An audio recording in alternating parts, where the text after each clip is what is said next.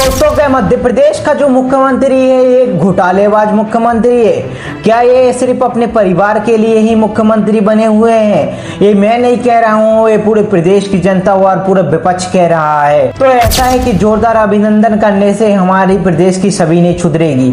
प्रदेश में जल संकट, बेरोजगारी, पलायन और भ्रष्टाचार के तमाम ऐसे मामले हैं, लेकिन इससे मोहन यादव जी को किसी प्रकार की कोई दिक्कत नहीं है, क्योंकि उनका परिवार बहुत अच्छी तरह से चल रहा है। और उनके मुख्यमंत्री बनने के बाद उनकी जो परिवार के अन्य सदस्यों की जो आमदनी है, उनकी जो संपत्ति है, दिन दुगनी रात चौगुनी संपत्ति में बढ़ोतरी हो रही है। और उसी के बारे में पूरा ये इंटरनेट में बवाल छाया हुआ है, जो देश में एक चर्चा का विषय बना हुआ है। तो आओ उसी के बारे में विस्तार से चर्चा करते हैं। तो मध्य प्रदेश के लोकप्रिय मुख्यमंत्री जी आज सवालों के घेरे में है। उनका जो पूरा परिवार आज सवालों के घेरे में है, क्योंकि विपक्ष ने उनके ऊपर सवाल खड़े किए हैं और प्रदेश की जनता भी ये जानना चाहती है कि केवल मुख्यमंत्री अपने परिवार के लिए मुख्यमंत्री बने हैं कि या प्रदेश को भी उन्हें संभालना है। इस प्रकार के बहुत सारे तमाम सवाल खड़े किए हैं विपक्ष के द्वारा। तो कई मीडिया रिपोर्ट्स और विपक्ष ने सीधे तौर पर मुख्यमंत्री जी से सवाल किया है कि मुख्यमंत्री बनने के बाद ही उनके परिवार में ऐसा क्या हो जाता है कि मुख्यमंत्री जी के परिवार की जो संपत्ति है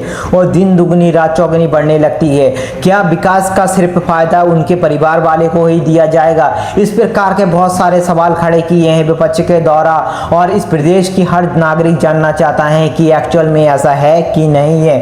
तो आपको बता देते हैं कि जो उज्जैन में बहुत सारे ऐसे सौगात दिए जा रहे हैं केंद्र के द्वारा, राज्य के द्वारा, जो उज्जैन की धरती को जो कुंभ होने वाला है उसमें एक मेगा प्रोजेक्ट आयोजन किया जा रहा है, जिसमें बहुत सारे ऐसे चीज है, बहुत से ऐसे नॉर्मल लैंड को रेसिडेंट लैंड में कन्वर्ट किया जा रहा है। उनमें से बहुत सारे हाईवे जो सीधे इंदौर में कनेक्ट होगा, फिर देवास में और अपने भोपाल में, इस प्रकार के जो बड़े बड़े हाईवे निकलेंगे और उस जमीन की कीमत बढ़ जाएगी।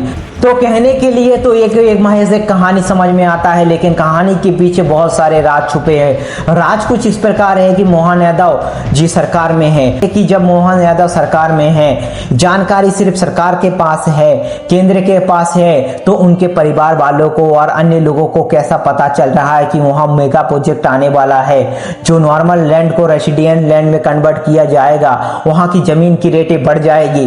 तो अपने परिवार वाले को ये कैसे पता है? मोहन यादव जी परिवार ने 168 एकड़ जमीन जो उज्जैन में खरीदा है और उन्हें 137 प्लॉटों में डिवाइड किया है। कीमत लाखों से अब करोड़ों में हो गई है, जिससे करोड़ों रुपए की आमदनी उनके परिवार को हो रही है। जो बहुत सारे सवाल खड़े करते हैं, क्या हर चीज अपने परिवार के लिए मोहन सरकार कर रही है? अपने देश में, अपने प्रदेश में बहुत सारे ऐसे समस्याएं हैं।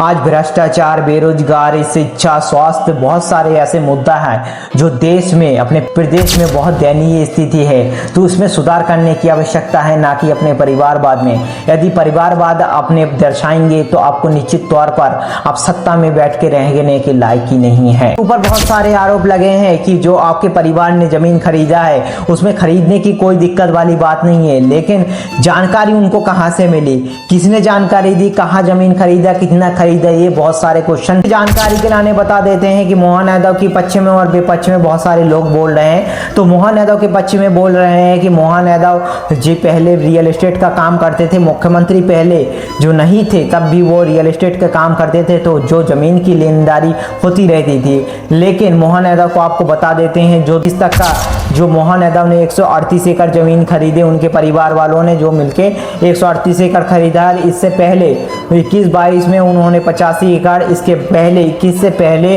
81 एकड़। जो आरोप लगाए जा रहे हैं मुख्यमंत्री के ऊपर ये पूरा बेबुनियाद है और सीएमओ की तरफ से भी एक ऑफिशियल नोटिस जारी किया गया है, उन्होंने अपना डाटा भी प्रोवाइड कराया है। तो विपक्ष के लोग भी विभिन्न प्रकार के सवाल उठा रहे हैं। सवाल ये है कि मुख्यमंत्री बनने के पहले भी तो उन्होंने प्रॉपर्टी डीलिंग का काम किया था, मुख्यमंत्री बनने के बाद ही उनकी जो संपत्ति में, उनकी भाइयों की जो संपत्ति में दिन दुगनी चार गुनी कैसे तरक्की हो रही है, इसके बारे में जांच हो, जांच की मांग कर रही है, ईडी की मांग कर रहे हैं उनके ऊपर। मेरे पास बहुत सारे क्वेश्चन है मुख्यमंत्री जी के लिए है। सबसे पहला क्वेश्चन, क्या मुख्यमंत्री जी हमारे प्रदेश की 8 से 10 करोड़ जनसंख्या के लिए मुख्यमंत्री नहीं है? क्या सिर्फ वो अपने परिवार के हितों के लिए है? यदि हितों के लिए परिवार के नहीं है तो 2 साल में उन्होंने इस प्रदेश के लिए किया क्या है? पहला क्वेश्चन ये है। दूसरा क्वेश्चन, क्या जो मेगा प्रोजेक्ट और जो राज्य सरकार और केंद्र सरकार की जो अधिकतम जो विकासशील प्रोजेक्ट है, क्या इंदौर, भोपाल और उज्जैन तक ही सीमित रहेगा? क्या पन्ना, सतना जो तमाम छोटे शहर हैं जो डेवलप नहीं है, पिछड़े जिले हैं, तो आपका ब्लूप्रिंट क्या है उसको लेकर? अभी तक वहाँ शिक्षा, बेरोजगारी, पलायन और जल संकट जैसे तमाम मुद्दे हैं जिस पर आप लोगों का किसी का ध्यान नहीं है। तो इस प्रकार की यदि समस्याओं का सामना करना पड़ रहा है तो कहीं ना कहीं ये मुख्यमंत्री जी का विफलता का कारण है। और इसमें मुख्यमंत्री जी को, केंद्र सरकार को जो ऑलरेडी पिछड़े हुए डिस्ट्रिक्ट है उन पर पैनी नजर रखनी चाहिए और वहाँ विकासशील कार्य करनी चाहिए, जिससे हमारी डेमोक्रेसी जो में समानता का अधिकार है उनको पूरा हुआ एवं फुलफिल किया जा सके। तो मिलते हैं किसी अन्य नए वीडियो के साथ, तब तक के लिए जय हिंद, वंदे मातरम, इनकलाब जिंदाबाद।